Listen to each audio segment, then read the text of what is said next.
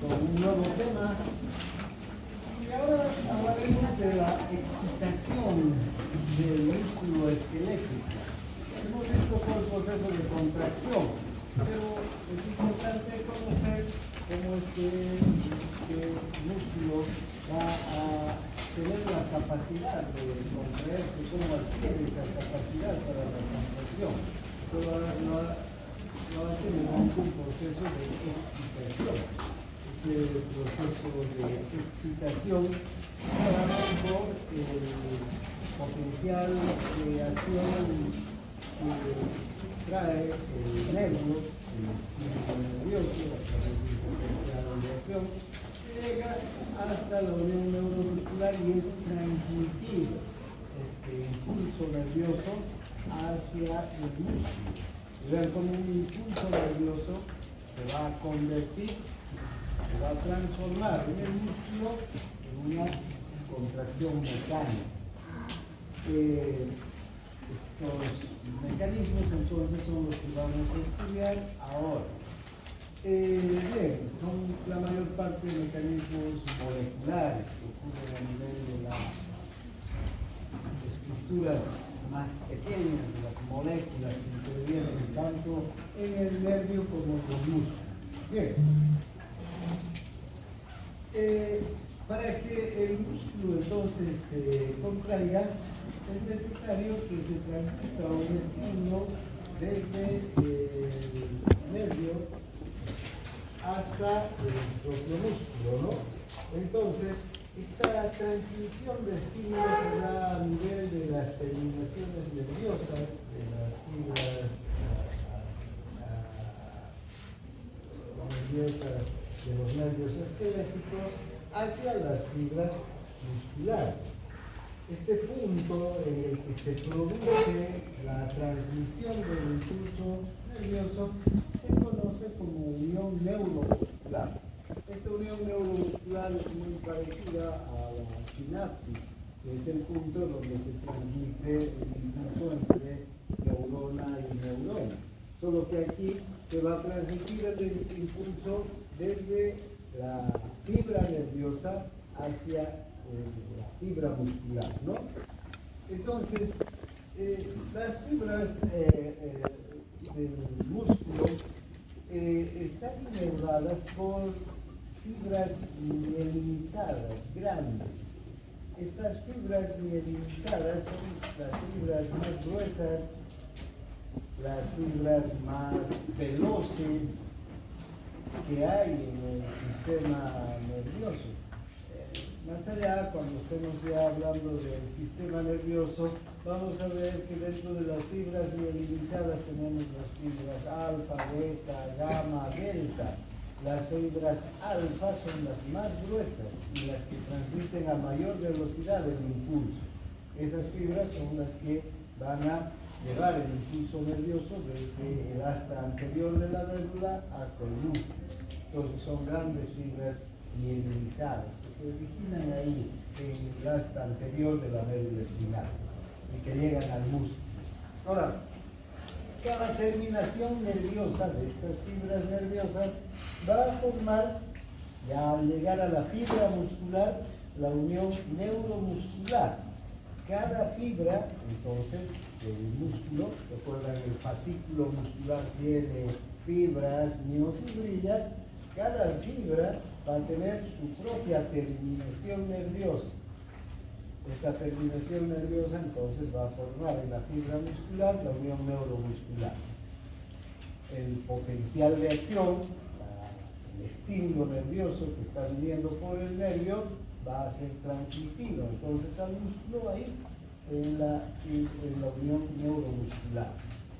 Una vez que llega el estímulo eléctrico a la fibra muscular, esta se va a transmitir por la fibra.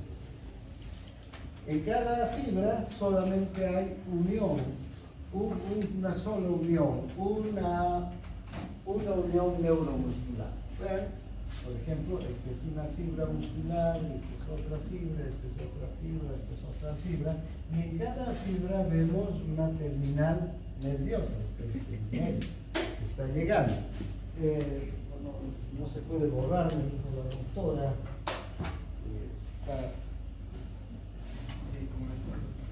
Con alcohol se debería hacer, ¿no? ¿Tienes alcohol? A ver si nos ayudas una barrita con el alcohol. Debe estar el boxer.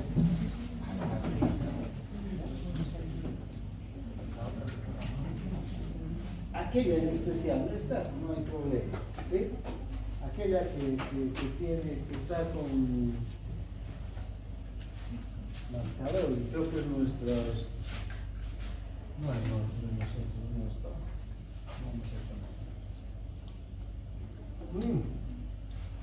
Está borrado. Ya estas pizarras deberían ser cambiadas, están viejitas. No, cuando se construyó este módulo, las pizarras eran de cemento con tiza. Nosotros teníamos tizas en vez de marcadores, ¿no? Dibujábamos, escribíamos. Bueno. Perfecto. Gracias. Y déjame nomás por el momento tu expendedor de alcohol aquí, porque yo voy a ir utilizando. Bien, entonces, una fibra nerviosa, entonces, que sale del anterior de la médula, ¿no? Está compuesta por varias también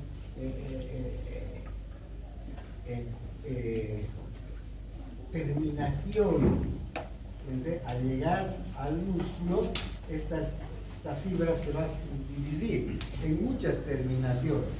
Cada una de estas terminaciones, entonces, son estas que estamos viendo aquí, estos axones terminales, que están llegando ¿a dónde? A cada fibra muscular. Entonces, un tronco nervioso va a subdividirse en varios terminales que van a dirigirse cada uno a una fibra muscular. Esto es una fibra que están integrando estas fibras un fascículo muscular. Entonces, ven que cuando llega un terminal, un potencial de acción, por aquí, llega un potencial de acción a esta fibra muscular, otro a esta fibra, otro a esta, llegan al mismo tiempo y prácticamente todas las fibras musculares también van a responder a ese potencial y todas se van a contraer.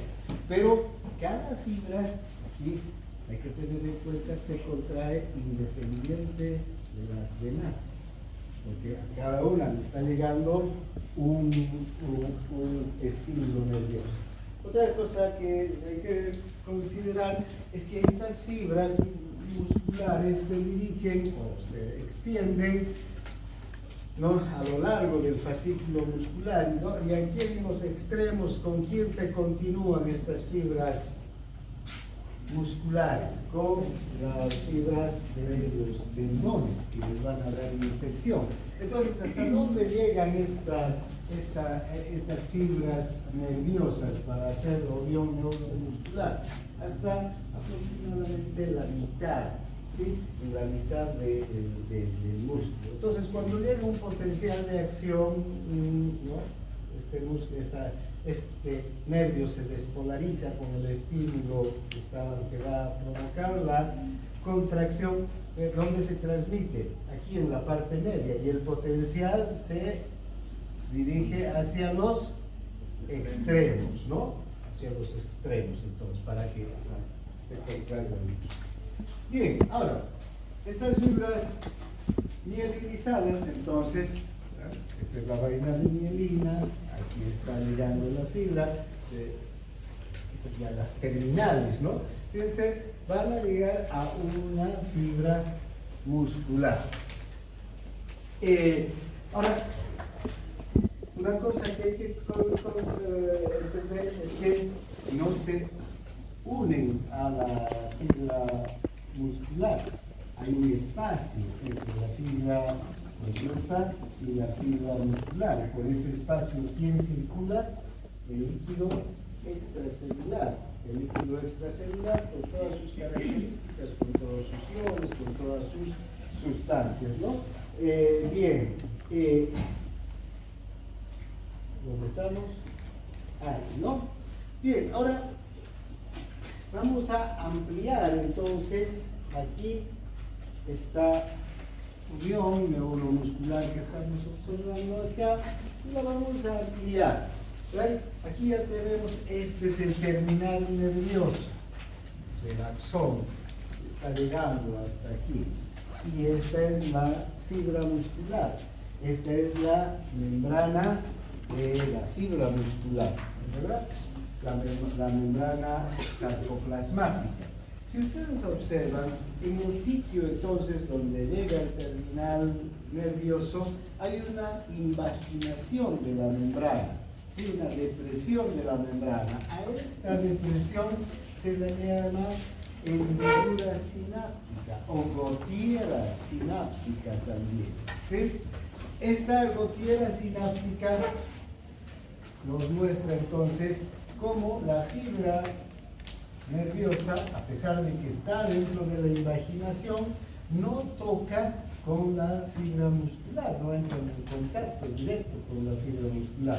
Hay un espacio muy pequeño por el que circula el líquido extracelular. Entonces, esta es la membrana del músculo, esta es la membrana de la fibra nerviosa, y este espacio es por donde va a circular el líquido extracelular, con iones, con sodio en especial, y todos los iones.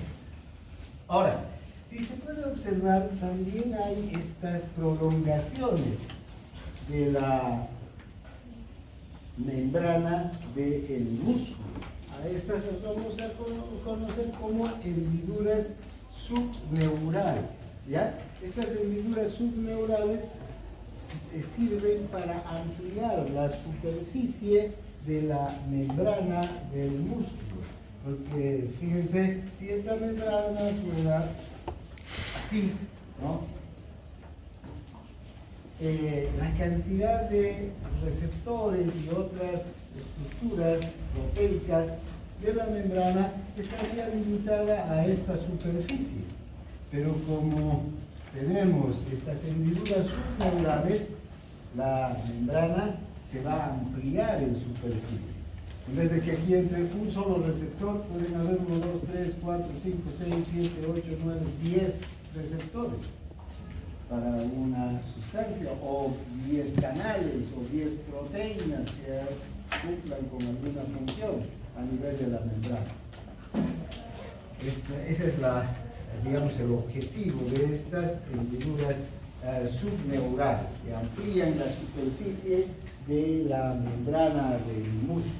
Bien, ahora, si ustedes observan el terminal nervioso, podemos observar que en el terminal nervioso están muchas mitocondrias, ¿no? Hay muchas mitocondrias. Esto le va a facilitar la obtención de energía al nervio, porque para transmitir el impulso va a necesitar mucha energía procedente del ATP, ¿no? Entonces, aquí estas mitocondrias producen ATPs. Además, si ustedes observan, aquí hay los redonditos, estas son vesículas. Son vesículas que, así como las vesículas de Golgi, ¿no? Estas estructuras que contienen ciertas sustancias que van a intervenir en el funcionamiento de la célula. Estas vesículas están cargadas de un neurotransmisor. ¿Qué es un neurotransmisor? Es una sustancia química capaz de transmitir el impulso nervioso. Por eso se llama neurotransmisor. Estos neurotransmisores fueron identificados a mediados del siglo XX, ¿no? Aproximadamente poco menos de 100 años. Antes se sabía que los nervios y las neuronas enviaban impulsos nerviosos, ¿no? pero no se sabía cómo era el mecanismo de transmisión de ese impulso nervioso. Cómo un impulso que viene por un nervio puede pasar a un músculo. Hay muchas, digamos, ideas, ¿no? Se hablaba de un término muy vago, ¿verdad? El flujo nervioso. ¿Sí? El flujo nervioso. También ya más o menos se tenía idea de que este flujo nervioso era una corriente eléctrica, ¿no? Que recorría a lo largo de los nervios en forma de potencial de acción. Pero ¿cómo era la transmisión? Entonces, hace ya 100 años aproximadamente, un poco menos quizá, ya se empezaron a identificar a estas sustancias, estos neurotransmisores, neuromoduladores, que son capaces de transmitir un impulso de una estructura nerviosa a cualquier otra estructura, a una estructura muscular, a una estructura glandular, y producir un efecto en esa estructura. En este caso, esta sustancia neurotransmisora, la acetilcolina, tiene que ser liberada desde el terminal nervioso. ¿Hacia dónde? Hacia el espacio extracelular, así aquí a la hendidura sináptica donde hay líquido extracelular. Viajar por este líquido extracelular, la sustancia neurotransmisora que está cargada en estas vesículas va a ser liberada y va a llegar hasta la membrana del músculo. Y en la membrana del músculo se va a unir a un receptor, a una proteína receptora que es específica para este neurotransmisor. Es una proteína receptora que es el receptor nicotínico, así se llama, de la acetilcolina. Este es un canal. Este es un canal para iones, ¿no? Para que los iones circulen alrededor de este canal. Entonces, esa es la característica. Ahora, la acetilcolina es una sustancia muy simple, como vamos a ver con todos los neurotransmisores. Son moléculas muy pequeñas y muy simples en su, digamos, constitución. La acetilcolina, como su nombre lo indica, está compuesta por la unión de acetil-CoA más colina, ¿sí? El acetil-CoA, ya saben ustedes, es un producto, digamos, del metabolismo, un producto intermedio del metabolismo, y la colina en realidad es un nutriente, una sustancia que nosotros lo incorporamos con la dieta. Estas dos sustancias, gracias a una enzima, la acetiltransferasa de colina, se unen y producen a la acetilcolina, ¿sí? Entonces aquí, a nivel del terminal axónico, ¿qué tiene que haber? Acetil-CoA, por una parte. Por otro lado, tiene que haber colina y una enzima, la acetiltransferasa. ¿No es verdad?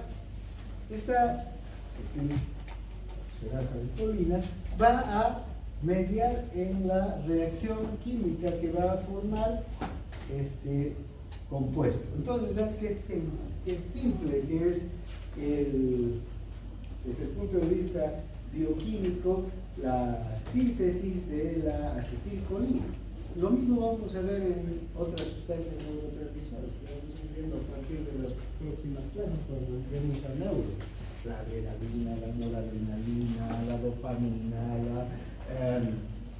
el GABA, el glutamato, muchas de estas sustancias neurotransmisoras se forman directamente en el terminal del nervio, en el terminal de la neurona.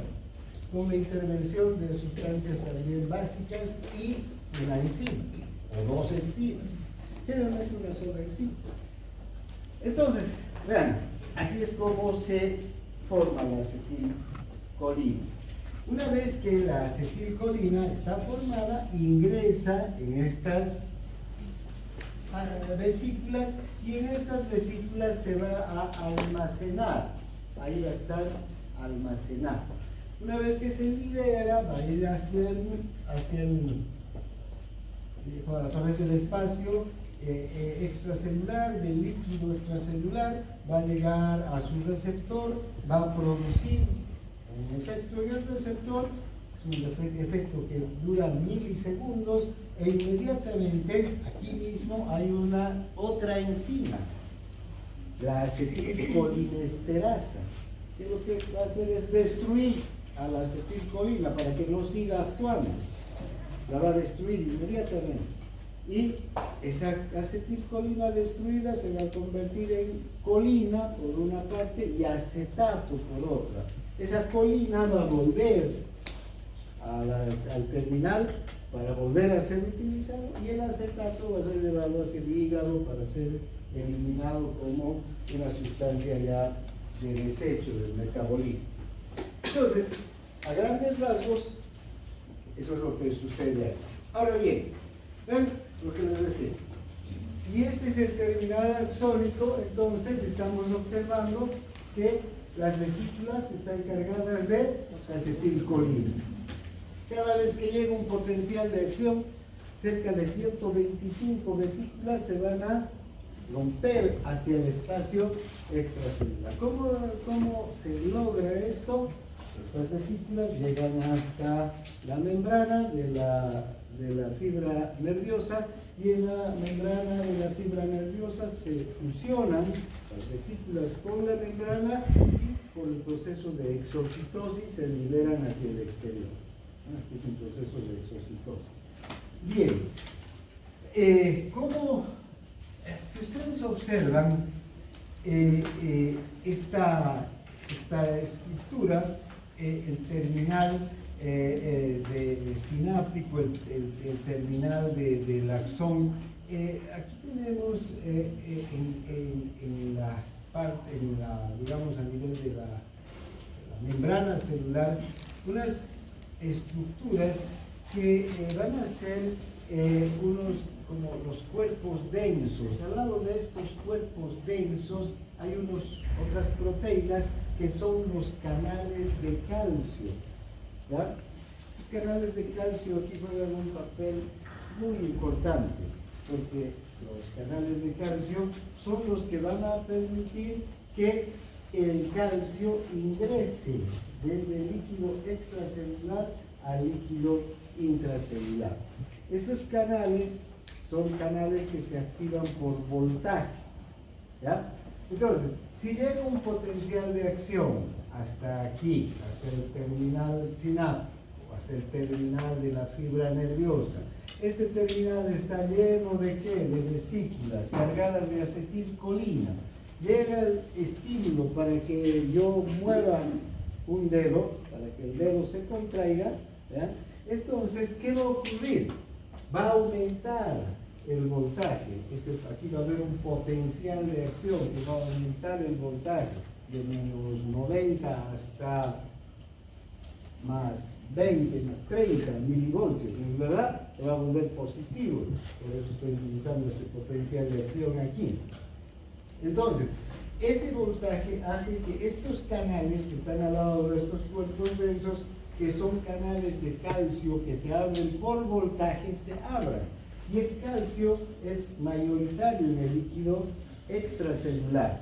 El calcio ingresa al interior y fíjense, aquí hay unos procesos que todavía están siendo casi hipotéticos, pero hay varios elementos que ya se han comprobado, que el calcio se une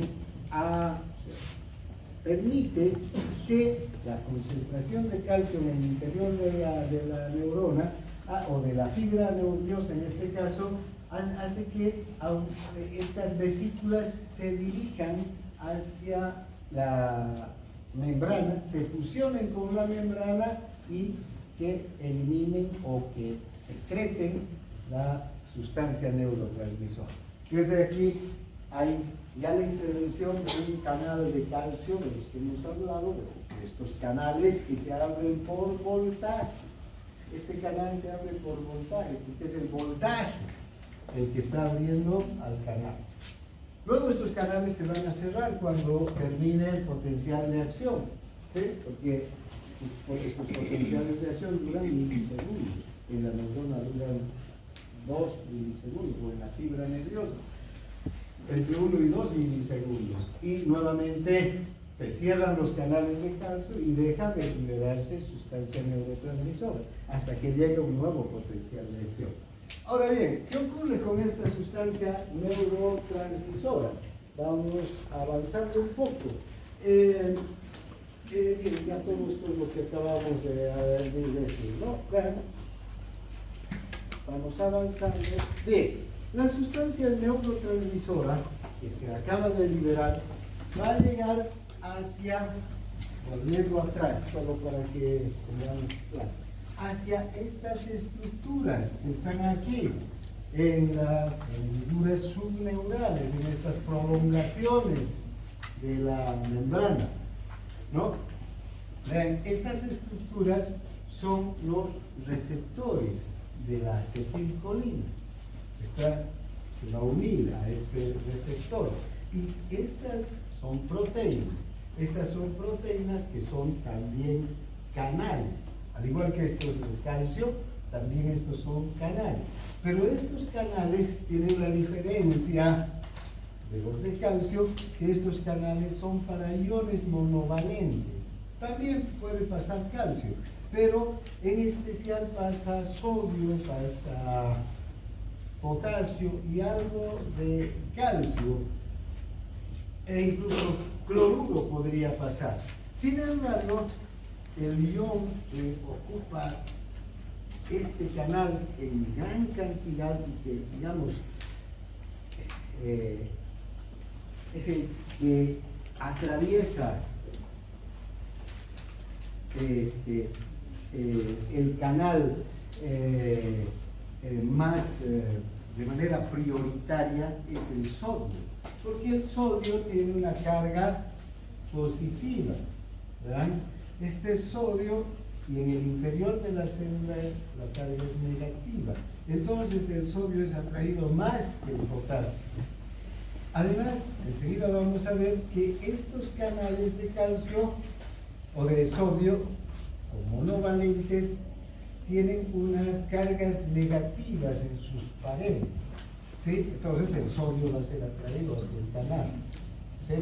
El potasio que está aquí adentro, en cambio, es más atraído por la electronegatividad de la célula, entonces le cuesta más salir que entrar al sodio. O al cloro, que está afuera y que es negativo, las cargas eléctricas lo van a repeler. Entonces, vean, todos esos motivos hacen que estos canales sean prácticamente prioritarios para el uso del sodio. El sodio es entonces el que va a entrar de forma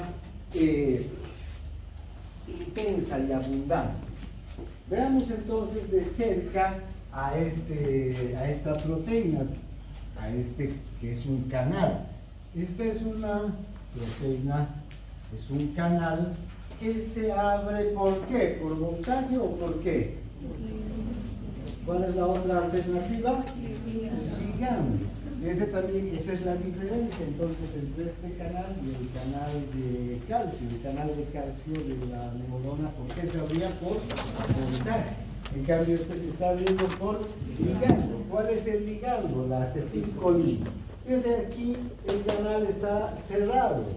¿Vean? Tiene sus cargas negativas para atraer al sodio, pero el sodio está en el líquido extracelular sin acercarse al canal, porque el canal está cerrado.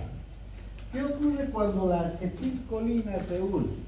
Aquí hay una afinidad química entre la acetilcolina y este canal, por eso este canal es solo para la acetilcolina, este canal es específico para la acetilcolina.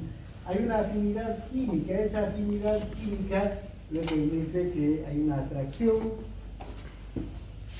desde el punto de vista químico, y además una vez que se unen forman enlaces. Entonces entre la acetilcolina y el canal vienen a formar una sola unidad, ya, porque han formado enlaces químicos, ¿no? ¿Verdad? Una sola unidad. Ahora, esa nueva estructura, digamos, hace que toda esta cambie de configuración. Y en este caso, ¿qué es lo que ocurre? Se abre el canal. Este canal tiene aminoácidos dispuestos en cadenas de aminoácidos alfa, beta, gamma, delta, que van a permitir que una estructura circular entonces ocupe el centro y por ahí circulen los iones. ¿Sí? Entonces, si no está unida la acetilcolina, todos estos mecanismos bioquímicos no se van a dar y el canal va a estar cerrado, la estructura proteica va a estar cerrada. Si se une la acetilcolina, va a desencadenar entonces una serie de reacciones bioquímicas que va a permitir que esta estructura circular que está en el medio del canal se abra y pasen los iones por difusión, ¿no? Vean aquí, ya vamos a ver que el sodio ingresa por difusión directamente al interior de la célula muscular. Ahora, ¿qué hace el sodio cuando está dentro de la célula? Este sodio, vean, el diámetro del canal es de 0,65 nanómetros, solo puede pasar estos iones, sodio, potasio, calcio, iones monovalentes y bivalentes. El cloruro casi no va a atravesar, podría por el tamaño, pero por las cargas eléctricas no va a pasar. Pero el potasio también tiene una limitante. Es como si nosotros estuviéramos aquí sentados todos, la mitad del curso estaría ocupado por estudiantes y todos tienen un cinturón que les amarra al banco. Si se liberan del cinturón pueden salir, ¿no es verdad? Cuando se abre la puerta. Pero afuera hay más estudiantes que no tienen ese cinturón y que quieren entrar. Si se abre la puerta, ¿quiénes van a circular a través de la puerta? Los que están afuera, que están libres, digamos, ¿no? Entran con facilidad. Ustedes, aunque pudieran salir, pero primero tienen que liberarse del cinturón y salir. Más o menos ese cinturón son las cargas eléctricas que se oponen a que el potasio, que al potasio lo atraen, ¿no? Y lo limitan en la salida, en este caso. No sé si la comparación vale, ¿no? Entonces, ya está el sodio adentro. Vamos a hacer ya de cuenta que el sodio está adentro. Vamos avanzando. ¿Qué detalles más? Incluyen más sodios, en fin. Una vez que el sodio ingresa, entonces, si esta es la fibra muscular, ingresa el sodio por el canal, el sodio es positivo. Esta célula, antes de que se abra el canal, tiene un potencial de membrana en reposo, ¿no? Como toda célula. En este caso, fíjense, es de menos 80 a menos 90 milivoltios. Pero ¿qué sucede cuando entra el sodio? Inmediatamente este potencial de membrana en reposo empieza a cambiar, ¿sí? Empieza a subir el voltaje. Cuantos más canales de sodio se abran, más alto va a ser el voltaje. El voltaje se va a volver francamente positivo, más 20, más 30 milivoltios. Se va a positivizar. Incluso puede llegar hasta más, hasta 165 milivoltios. El voltaje aquí adentro. Entonces, esta célula se va a polarizar. Exactamente lo mismo que la neurona anterior que se despolariza, ¿no? A ver, vamos viendo lo que vamos a decir. Bueno, ahora, una vez que la membrana o la célula se va a despolarizar, entonces va con esta nueva carga eléctrica, lo que va a hacer es que las cisternas, los retículos endoplásmicos que están en el interior, liberen calcio, ¿sí? Ahora, hemos dicho que el retículo endoplasmático o retículo sarcoplasmático está lleno de calcio, ¿no? Por eso son tan grandes, cisternas en realidad son, que están alrededor de los túbulos T. Enseguida vamos a ver esta estructura, los túbulos T o túbulos transversos. Estas estructuras están llenas de calcio. Este calcio es esencial para la contracción. Sin calcio no hay contracción muscular. Entonces tiene que salir el calcio desde ahí. De otro lugar que podría venir el calcio es del líquido extracelular, pero no hay canales de calcio hacia el líquido extracelular en este músculo. En otros músculos vamos a ver que el calcio proviene del líquido extracelular y no del retículo. Aquí es el calcio que viene desde el retículo o del retículo sarcoplasmático. Esto, para que salga el calcio, que está altamente concentrado aquí, ¿qué tiene que haber? Un medio de transporte. Ese medio de transporte es un canal, el canal de calcio, canal de rianodina también se llama. ¿Sí? Ahora ven, este canal de calcio se va a abrir siempre y cuando el voltaje aumenta. Si el voltaje no aumenta, no se despolariza, no entra el sodio, el canal de calcio no se abre. Entonces, para que se abra este canal de calcio, es esencial la transmisión del impulso nervioso y que ese impulso nervioso logre despolarizar al músculo esquelético.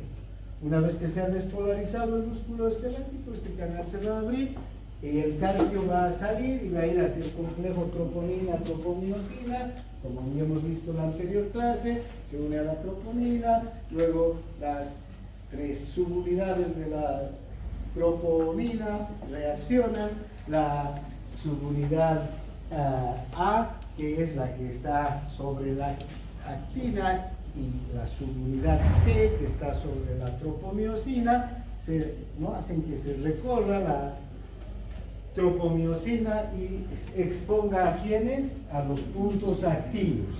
Una vez que están expuestos los puntos activos en la actina, la cabeza de miosina se va a unir, se va a fosforilar y se va a producir la contracción.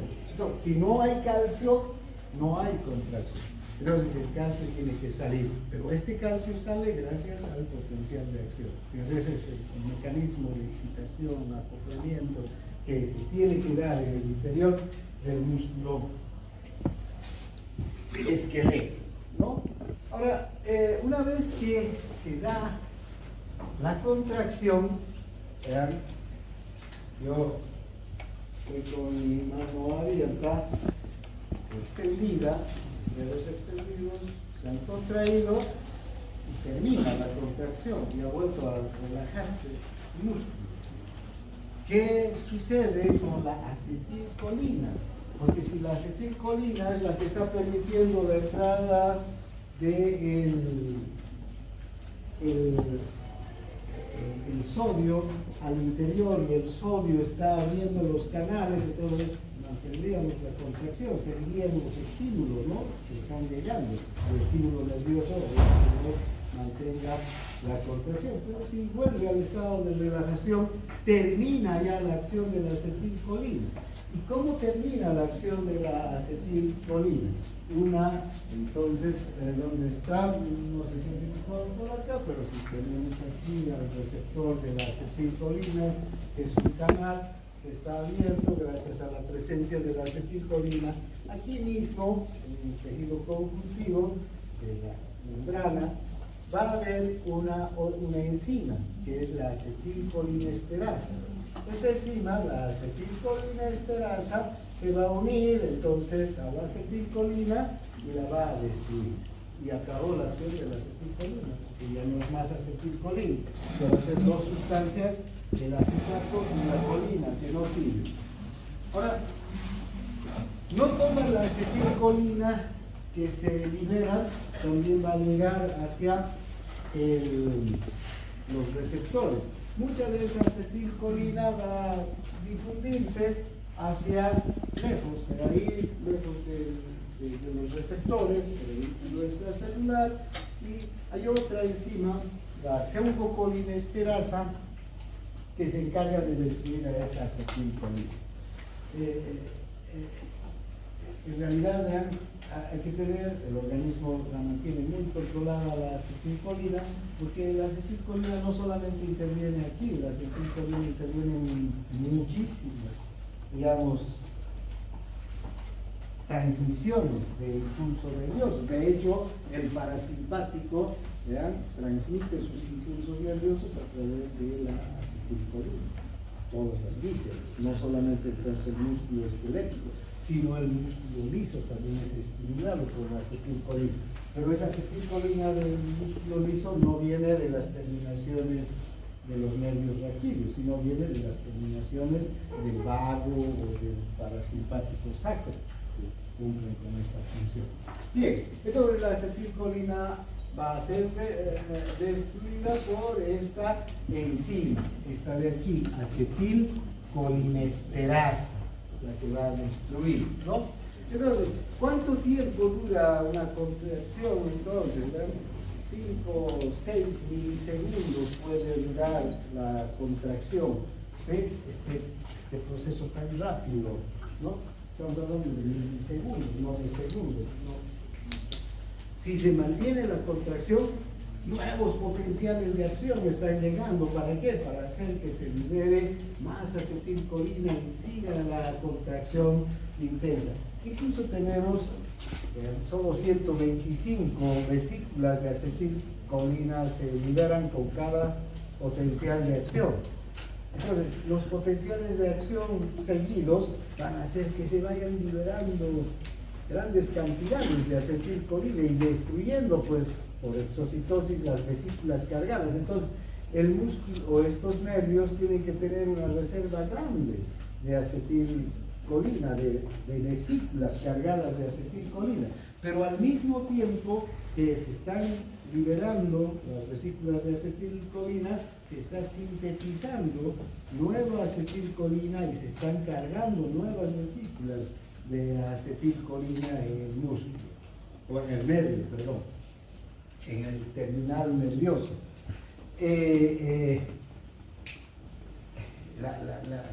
Recuerdan, la vesícula para liberarse tiene que fusionarse con la membrana y por exocitosis va a enviar la acetilcolina al espacio extracelular.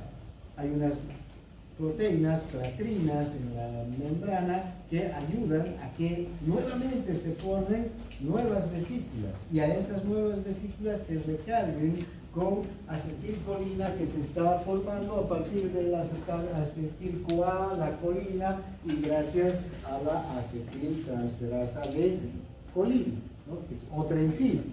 Son dos enzimas entonces. Una es la que ayuda a que se forme la acetilcolina, ¿qué se llama la vesícula esta? Acetiltransferasa de colina. Y otra es la que ayuda a que se destruya la acetilcolina. Dos acciones diferentes. Las dos actúan, ¿no? De manera coordinada. Unas formando colina o acetilcolina y otras destruyendo la acetilcolina. Este mismo mecanismo vamos a ver en todos los neurotransmisores. Doctor, dijo que la acetilcolinesterasa, bueno, compone el acetil, acetato y colina. Y colina. Pero, entonces, ¿qué hace la pseudocolinesterasa? Lo mismo. Exactamente lo mismo. Pero la pseudocolinesterasa lo va a hacer no en el espacio sináptico, sino fuera. Esa acetilcolina que escapa del espacio sináptico. Si quieres, cuando se libera la acetilcolina, Aquí, fíjate, esta acetilcolina que se libera y llega y se une con los receptores, ¿quién le va a destruir a esta acetilcolina? La acetilcolinesterasa. Hay una acetilcolina que se va a ir por allá, no se va a unir a los receptores, también tiene que ser destruida, porque está activa y puede ir a activar otras estructuras que no queremos que se activen, porque este potencial de acción era para que se contraiga el músculo esquelético, pero podría difundir hacia otros lugares, donde hay otras estructuras que son sensibles también a la acetilcolina, que van a ser controladas por sus propios impulsos nerviosos. Entonces ahí la acetilcolina destruye a la acetilcolina. ¿Está bien? Bien, entonces seguimos avanzando. ¿Dónde estamos? Por aquí, por aquí, por aquí, por aquí. Bueno, ahora veamos el potencial de acción del músculo esquelético. Ya conocemos un poco este potencial de acción, ¿recuerdan? Lo hemos visto pasada entre los ejemplos de los potenciales de acción. Es el típico potencial de acción que tiene las dos fases, o las tres fases, digamos, el potencial de membrana en reposo, que va de menos 85 a menos 90 milivoltios, la despolarización, ¿no?, que puede alcanzar hasta más 65 milivoltios, y luego la repolarización, que vuelve el potencial de membrana en reposo, entre menos 85 y menos 90 milivoltios.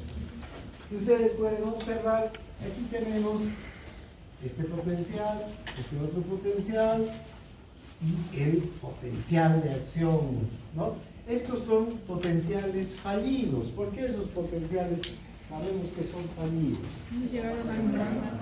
Porque no han llegado ¿a quién? Al umbral. Fíjense, estos no han llegado. Aunque ha habido el estímulo, la liberación de acetilcolina ha sido tan pobre, tan pequeña la unión de los receptores con la acetilcolina que se ha liberado, que apenas ha cambiado la carga eléctrica dentro de la célula, pero no ha llegado al umbral de despolarización, ¿no? Entonces, necesariamente para que se produzca la despolarización, tiene que llegar a este umbral menos 40 de despolarización. Sabemos ya que cuando llega al umbral, ¿qué ocurre?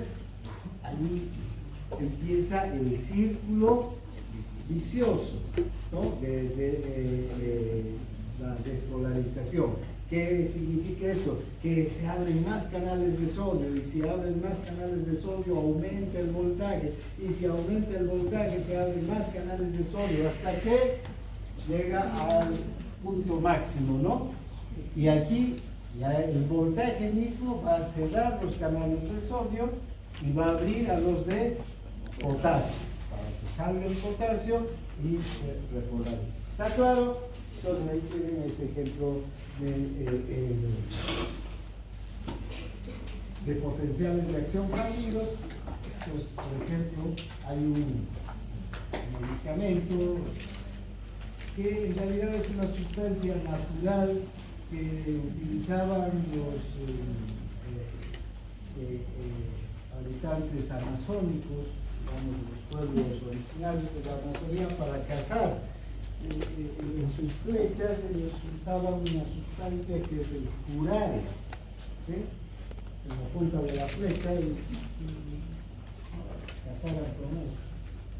La flecha podía no herir o no llegar a un lugar mortal a un animal. Bastaba que hagan una pequeña herida, este curare empezaba a circular en la sangre. ¿Y qué hace el curare? Interfiere con la acetilcolina, evita que la acetilcolina cumpla con su función. Entonces, vean, los potenciales de acción entonces aquí son muy bajos, ¿no? Entonces no va a despolarizarse la célula y no se va a contraer. Entonces, ¿qué pasa con el animal? Ya no se puede mover. Entonces el cazador lo único que tenía que hacer es seguir un poco al animal hasta que ya no tenía más movimiento. De hecho, este curare hoy día lo usamos como la curarina, se llama desde el punto de vista químico y farmacológico, y se lo usa como un bloqueante neuromuscular. Los anestesiólogos para operaciones, por ejemplo, utilizan curare para bloquear la unión neuromuscular, ¿no? La curarina. Bien. Entonces aquí se puede observar todo el proceso, las vesículas con acetilcolina, la colina más acetil-CoA y la acetilcarferasa de colina forman las vesículas, llega el potencial de acción, se libera en estas vesículas, ¿no es verdad? Y con la entrada de calcio, estos canales de calcio, ven, el calcio ingresa, gracias a que llega el potencial de acción, se liberan las vesículas. La acetilcolina llega al receptor, atraviesa el sodio, se despolariza el músculo y ¿quién va a destruir? La acetilcolinesterasa la destruye en acetato, el acetato no nos sirve y la colina, que sí nos sirve, va a volver para volver a ser utilizada. Bien, ahora también la toxina botulínica, del botulismo, conocen esa enfermedad, las bacterias que producen botulismo en bacteriología, que es lo que produce el botulismo, también parálisis. ¿Por qué? Porque interfiere con la unión neuromuscular. Ahora, esta unión neuromuscular puede en algún momento fatigarse. ¿Sí? Se va a producir la fatiga de la unión neuromuscular. Recuerdan, ya hemos visto en la anterior clase un concepto de fatiga también, de la fatiga muscular. Esa fatiga muscular, ¿a qué se debía? A que se puede acabar la reserva de glucógeno del músculo con una contracción sostenida. Y el músculo ya no se va a contraer, porque si no hay glucógeno, no hay glucosa, y si no hay glucosa, no hay ATP, y si no hay ATP, no hay energía para la contracción del músculo. En este caso, la fatiga de la unión neuromuscular también puede llegar a que el músculo no se contraiga, pero es otra la causa, porque no se está fatigando el músculo, sino se está fatigando la unión neuromuscular. Entonces, ¿dónde estamos? Aquí, no. ¿Dónde está? Sí.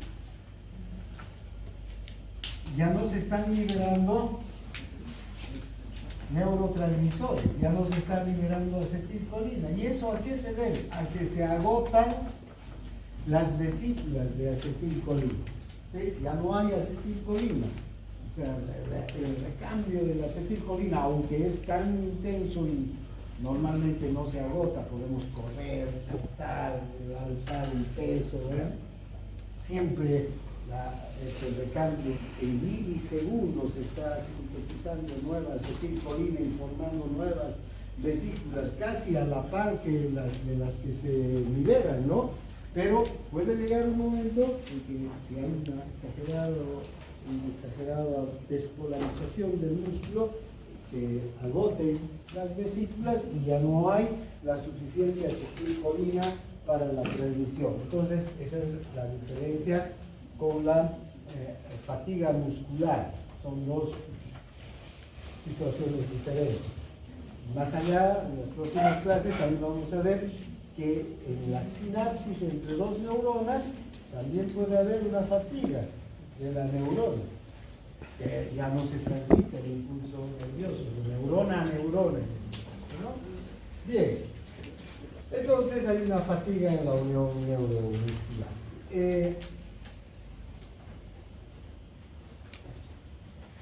Bueno, ¿cuál es la biología molecular en la formación y liberación de la acetilcolina? Solo ya para hacer un repaso, ¿no? Se van a formar vesículas de 40 nanómetros de acetilcolina en el aparato de Golgi. ¿Sí? Entonces, ¿quién es el encargado de formar las vesículas primigenias del aparato de Golgi? Porque ¿qué tiene estas vesículas? Fosfolípidos, ¿no es verdad? Son vesículas que contienen en su interior a la acetilcolina, pero tienen que tener una membrana igual que la membrana de cualquier organito citoplasmático, estas membranas son selectivamente permeables, ¿no? Van a permitir que ingrese la acetilcolina al interior, pero no que cualquier otro ion o cualquier otra sustancia ingrese al interior, solamente se van a cargar con acetilcolina. Y estas vesículas son entonces sintetizadas en el aparato de Golgi, donde en el cuerpo, el soma de esta fibra nerviosa, aquí está el aparato de Golgi, perdón, primero el retículo endoplásmico, luego el aparato de Golgi, todo va a sufrir este proceso de síntesis, luego el paquetamiento y la vesícula va a ser transportada hasta el axón terminal. Una vez que está en el axón terminal vacía, sin nada, ¿sí? En el axón se va a producir la síntesis de la acetilcolina, porque ahí quienes están en el axón terminal, la colina y el acetil-CoA y la acetiltransferasa de colina. En el axón es donde se produce esta formación, la síntesis de la acetilcolina. Y entonces una vez que en el axón se forma la acetilcolina, entonces la acetilcolina formada ya ingresa a la vesícula. ¿Sí? Entonces, eso también ocurre con todos los neurotransmisores que son moléculas pequeñas. Hay otros neurotransmisores, hormonas en especial, que también producen efectos parecidos a los de los neurotransmisores, pero las hormonas suelen tener moléculas de aire, son proteínas, entonces ya no se forman en el axón terminal. ¿Dónde se van a formar? En el retículo endoplásmico, y desde ahí van a ser transportadas hasta el axón terminal, el retículo endoplásmico de las neuronas. Bien, ¿qué fármacos van a potenciar o bloquear la transmisión en el unión neuromuscular? Hay fármacos que estimulan la fibra muscular porque tienen una acción similar a la acetilcolina, la metacolina, carbamol, carbacol, la nicotina. Son sustancias que hacen exactamente lo mismo que la acetilcolina. Se unen a este receptor, tienen afinidad química con el receptor, no sé dónde teníamos aquí, ¿verdad? Se unen al receptor y una vez que se unieron van a provocar que se abra el canal. Moléculas que tienen las mismas propiedades que la acetilcolina. Luego tenemos fármacos que estimulan la unión neuromuscular inactivando a la acetilcolinesterasa. Estos fármacos son interesantes, la minoxidilina, por ejemplo, que se utiliza para varias enfermedades donde hay debilidad muscular, o sea, falta de contracción. ¿Qué hace? Lo que hacen estos fármacos es anular a la acetilcolinesterasa, se unen a la acetilcolinesterasa y no dejan que la acetilcolinesterasa se una a la acetilcolina. Entonces, si la acetilcolinesterasa no funciona, entonces, ¿qué va a pasar con la acetilcolina? Va a seguir y va a aumentar su concentración. Generalmente en enfermedades donde hay poca producción de acetilcolina en estas uniones neuromusculares se utilizan estos fármacos. ¿Para qué? Para que no haya, digamos, destrucción de la acetilcolina y la acetilcolina pueda seguir viviendo más allá de esos milisegundos que vive la acetilcolina en cualquier persona, ¿no? Y finalmente hay fármacos como los urariformes, los que les decía hace un momento, que bloquean la acción de la acetilcolina. En vez de que esta sea acetilcolina, este fármaco, el urariforme, se va a unir aquí y no le va a permitir a la acetilcolina que se una. Pero este fármaco no tiene la capacidad de abrir el canal. Lo va a mantener, ¿qué? Cerrado.